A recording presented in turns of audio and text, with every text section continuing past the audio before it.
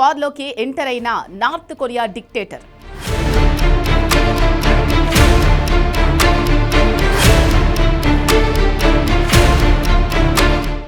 ఇరాన్కు మద్దతుగా అమెరికాకు వార్నింగ్ ఇచ్చిన కిమ్.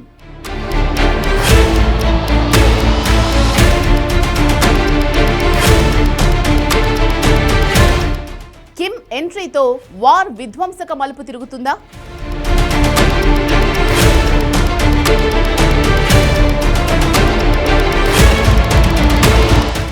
ఇరాన్ కొత్త సుప్రీం లీడర్ ఎన్నికపై తాజాగా ఉత్తర కొరియా స్పందించింది. కొత్త సుప్రీం లీడర్ మెజ్తబా ఖమేనీ ఎన్నికను ఉత్తర కొరియా స్వాగతించింది. అదే టైంలో పశ్చిమాసియా దేశంపై చట్ట విరుద్ధమైన దాడులకు ఇజ్రాయెల్ బద్ధ శత్రువు అమెరికాను విమర్శించింది. ఉత్తర కొరియా విదేశాంగ మంత్రిత్వ శాఖ ప్రతినిధి తాజాగా ఒక ప్రకటనలో ఇరానియన్లు తమ నాయకుడిని ఎన్నుకునే హక్కును ఉత్తర కొరియా గౌరవిస్తుందని పేర్కొంది. అలాగే ఇరాన్పై ఇజ్రాయెల్ అమెరికా దాడులు చట్ట విరుద్ధం అని మండిపడింది. ఇరాన్పై సైనిక చర్యలు ఆ దేశ అంతర్గత వ్యవహారాల్లో జోక్యం చేసుకోవడం సరైంది కాదని స్పష్టం చేసింది. ఇరాన్ సామాజిక వ్యవస్థను పడగొట్టే ప్రయత్నం చేయడం ఏంటి అంటూ ఆగ్రహాన్ని వ్యక్తం చేసింది. అమెరికా చర్యలు ప్రపంచవ్యాప్తంగా శాంతిని నాశనం చేయడంతో పాటుగా అస్థిరతను పెంచుతున్నాయని విమర్శించింది. కానీ యుద్ధం మొదలైన ఇన్ని రోజుల తర్వాత కిమ్ సర్కార్ ఎందుకు స్పందించింది? ఇరాన్కు మద్దతివ్వడం ద్వారా అమెరికాకు ఇచ్చిన సందేశం ఏంటి?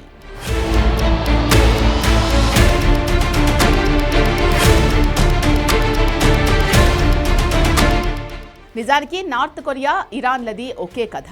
ఆయుధ అణు కార్యక్రమాల వల్ల అమెరికా పాశ్చాత్య దేశాల నుంచి ఇరాన్ ఎదుర్కొంటున్న ఆంక్షలనే ఉత్తర కొరియా కూడా ఎదుర్కొంటోంది. ఈ ఒక్క విషయమే ఉత్తర కొరియా ఇరాన్ను దగ్గర చేసింది. 1973 నుంచి ఇరాన్ ఉత్తర కొరియాలు సన్నిహిత సంబంధాలు కొనసాగిస్తున్నాయి. ఇలాంటి టైంలో అమెరికా ఇజ్రాయెల్ యుద్ధం ప్రారంభించడంతో కిమ్ సర్కార్ వైల్డ్గా రియాక్ట్ అయింది. గత ఏడాది 12 రోజుల యుద్ధం సమయంలో కూడా కిమ్ రియాక్ట్ అయ్యారు. ఇజ్రాయెల్ను క్యాన్సర్తో పోల్చి మిస్సైళ్ల ప్రయోగంతో యుద్ధంలో అడుగుపెట్టడానికి సిద్ధమనే సంకేతాలు పంపే ప్రయత్నం చేశారు. ఈ మొత్తం వ్యవహారంలో కిమ్ ఫస్ట్ టార్గెట్ ఇజ్రాయెల్ కాదు, అమెరికానే. ఎందుకంటే పోంగ్యాంగ్ పై ఆర్థిక ఆంక్షలు విధించడమే కాక తన ప్రధాన శత్రువు దక్షిణ కొరియాకు రక్షణ పరంగా అగ్రరాజ్యం మద్దతుగా నిలవడం కిమ్కు అస్సలు నచ్చడం లేదు. ఈ క్రమంలోనే ఇటీవల రష్యాకు మరింత దగ్గరయ్యారు. యుక్రెయిన్తో యుద్ధంలో ఎలాంటి మద్దతు ఇవ్వడానికైనా సిద్ధమని ప్రకటించడం వెనుక రీజన్ అమెరికానే. అయితే ప్రస్తుత రియాక్షన్ కు మరో రీజన్ కూడా ఉంది.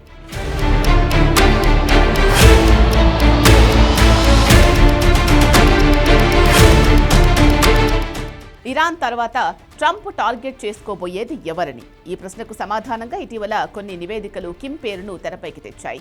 ది యూరో ఏషియన్ టైమ్స్ నివేదిక ప్రకారం అమెరికా గత కొంతకాలంగా తనకు చెక్ పెట్టే దేశాలను టార్గెట్ చేస్తూ వస్తోంది. ఈ క్రమంలోనే ఇటీవల వెనజులా అధ్యక్షుడు నికోలస్ మదురోను ఎత్తుకెళ్లింది. అలాగే ఎంతో కాలంగా సవాలుగా నిలుస్తున్న అలీ ఖమేనీని సైతం ఇజ్రాయెల్తో కలిసి మట్టుపెట్టింది. ఈ క్రమంలోనే తనకు కొరకరాని కొయ్యలా ఉంటోన్న ఉత్తర కొరియా అధ్యక్షుడు కిమ్ జోంగ్ ఉన్ పై కూడా ట్రంప్ ఫోకస్ పెట్టినట్టు సదరు వార్తా సంస్థ పేర్కొంది. త్వరలోనే కిమ్ కు చెక్ పెట్టే యోచనలో ట్రంప్ ఉన్నట్లు రాసుకొచ్చింది. అలా ఆ నివేదిక ప్రస్తావించిన వ్యూహమే డీకాపిటేషన్ స్ట్రైక్. అంటే ఒక దేశం లేదా ఒక సంస్థ ప్రధాన నాయకత్వాన్ని లక్ష్యంగా చేసుకుని చేసే మెరుపు దాడి చేయడం. వెనజులా, ఇరాన్లో అమెరికా అదే చేసింది. త్వరలోనే నార్త్ కొరియాలో కూడా అదే చేయబోతోంది అంటూ ది యూరో ఏషియన్ టైమ్స్ అంచనా వేసింది. కానీ ఇరాన్కు సపోర్ట్ ఇవ్వడంతో ఏం మారుతోంది?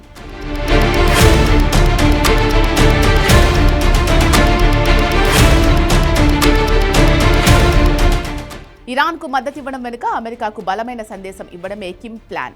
నువ్వు ఇలాగే రెచ్చిపోతే నేను చూస్తూ ఊరుకోను అని చెప్పే ప్రయత్నం చేస్తున్నాడు. ఎందుకంటే వెనజులా, ఇరాన్తో పోలిస్తే నార్త్ కొరియా చాలా బలమైన దేశంగా ఉంది. ప్రపంచంలోని అణ్వాస్త్రాలు కలిగిన 9 దేశాల్లో ఉత్తర కొరియా ఒకటి. ఆ దేశం దగ్గర దాదాపు 100 నుంచి 370 కిలోల టన్నుల అణు పేలుడు పదార్థాలు ఉన్నట్లు రక్షణ నిపుణులు అంచనా వేస్తున్నారు.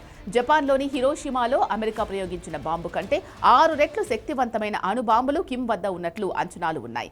అణ్వాస్త్రాలే కాకుండా మిస్సైళ్లను కూడా అమెరికాను దృష్టిలో పెట్టుకునే కిమ్ సైన్యం రూపొందించింది. హాసాంగ్ 17, హాసాంగ్ 18 వంటి ఖండాంతర బాలిస్టిక్ క్షిపణులు ఉన్నాయి. అమెరికాలో ఏ లక్ష్యాన్నైనా ఛేదించే సత్తా వాటికున్నట్లు కిమ్ గతంలోనే హెచ్చరించాడు. ప్రస్తుత యుద్ధంలోనూ అదే చేస్తున్నాడు. ఇరాన్ జోలికి రావద్దని, పొరపాటున తనను టచ్ చేయొద్దని క్లారిటీ ఇచ్చే ప్రయత్నం చేస్తున్నాడు. ఏదేమైనా కిమ్ను తేలికగా తీసుకుంటే నష్టపోయేది అమెరికానే. ఎందుకంటే కిమ్ ఒక్కసారి డిసైడ్ అయితే తన మాట తానే వినడు.